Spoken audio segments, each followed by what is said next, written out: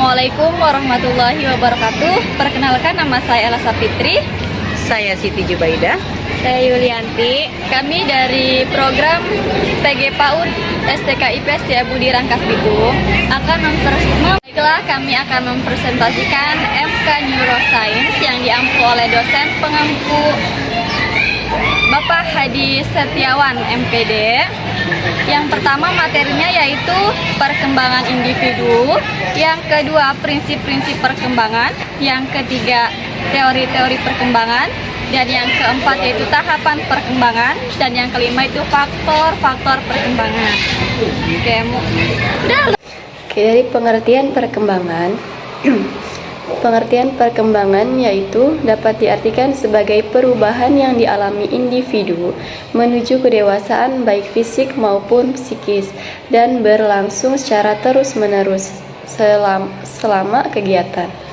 Dan menurut Ahmad Sudrajat, perkembangan individu itu dapat diartikan perkembangan individu sebagai perubahan yang sistematis, progresif, dan berkesinambungan dengan diri individu sejak lahir hingga akhir hayatnya.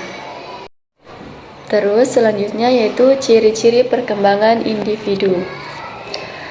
Ciri-ciri perkembangan individu terdapat 4 bagian, yaitu yang pertama terjadinya perubahan dalam aspek, yang kedua terjadinya perubahan proporsi, yang ketiga lenyapnya tanda-tanda yang lama, yang keempat diperolehnya tanda-tanda baru. Yang pertama terjadinya perubahan dalam aspek. Yang pertama yaitu fisik, yang kedua psikis. Fisik contohnya seperti berat badan dan tinggi badan.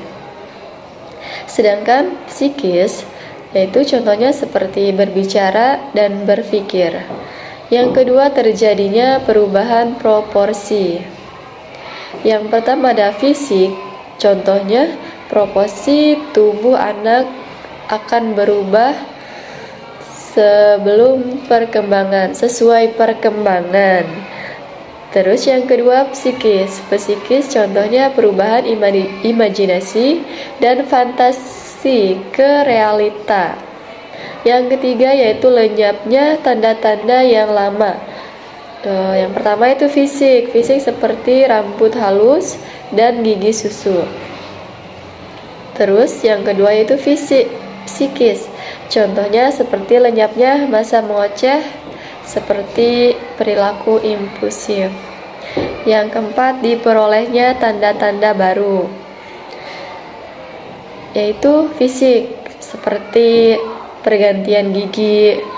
Yang kedua yaitu psikis, contohnya berkembangnya rasa ingin tahu. Prinsip perkembangan individu. 1. Perkembangan individu merupakan proses yang tidak berhenti. 2. Semua aspek saling berhubungan. 3. Perkembangan terjadi pada tempat yang berkelainan. Aspek-aspek perkembangan individu. 1. Perkembangan fisik motorik. 2. Perkembangan kognitif. 3. Perkembangan moral, sosial, dan keagamaan. 4. Perkembangan emosional kepribadian. Teori-teori perkembangan anak. 1. Teori Sigmund Freud. 2. Teori Erikson. 3. Teori behavioral. 4. Teori Zen Peasant. Baik, saya akan menjelaskan yaitu tahap perkembangan. Tahap perkembangan itu 1. Fase prenatal, yaitu dalam kandungan. Fase prenatal merupakan periode di antara perubahan dan kelahiran. 2. Yaitu ada fase bayi. 3. Ada fase kanak-kanak awal. 4. Fase kanak-kanak tengah dan akhir. 5. Fase remaja. 6. Fase dewasa muda. 7. Fase dewasa tengah. 8. Fase lansia atau dewasa akhir.